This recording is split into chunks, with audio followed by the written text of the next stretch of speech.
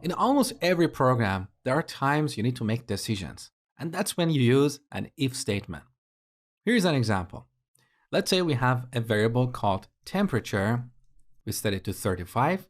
Now, if temperature is greater than 30, perhaps we want to display a message to the user. So we use an if statement. If, after if, we add a condition, which is basically a Boolean expression, an expression that produces a Boolean value. So if temperature is greater than 30, here we have a Boolean expression. If this expression evaluates to true, the following statements will be executed. Let me show you. Now here's the important part that a lot of beginners miss.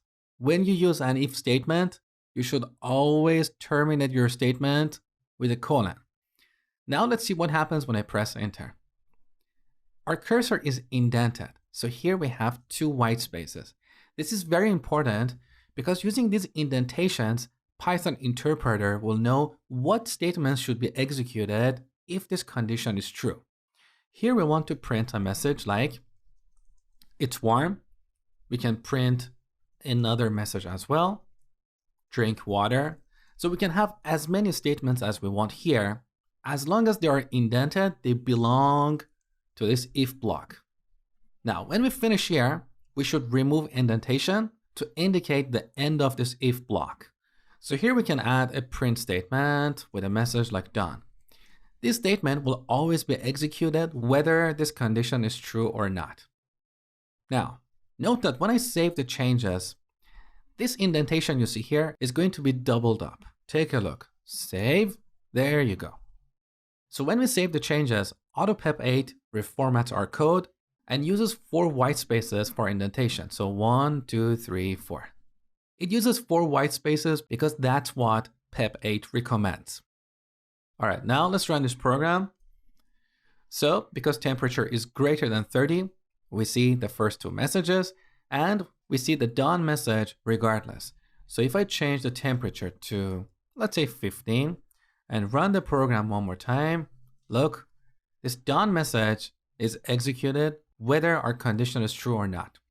So pay great attention to these indentations. That's one of the issues I see in beginners code.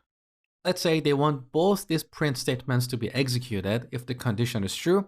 Accidentally, they remove the indentation on the 4th line. And that's why their program doesn't work as they expect. So be careful about this. Now, what if we want to have multiple conditions? We use an elif statement. So elif. That is short for else if. Here we can add another condition, another expression. So temperature is greater than 20. Once again, colon, enter. Now by default here, VS Code is using 2 white spaces. So don't worry about this. As soon as you save the changes, those 2 white spaces will be converted to 4 white spaces.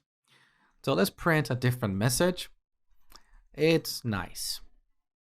Save the changes. Now look, all these lines are indented consistently. You can have as many elif statements as you want. And optionally, you can also have an else statement.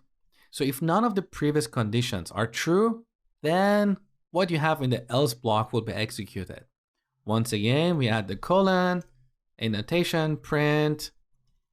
Here we can add a message like it's cold. Save the changes. In this case, temperature is 15. So none of these 2 conditions will be true and we will see it's cold. Let's run the program. There you go.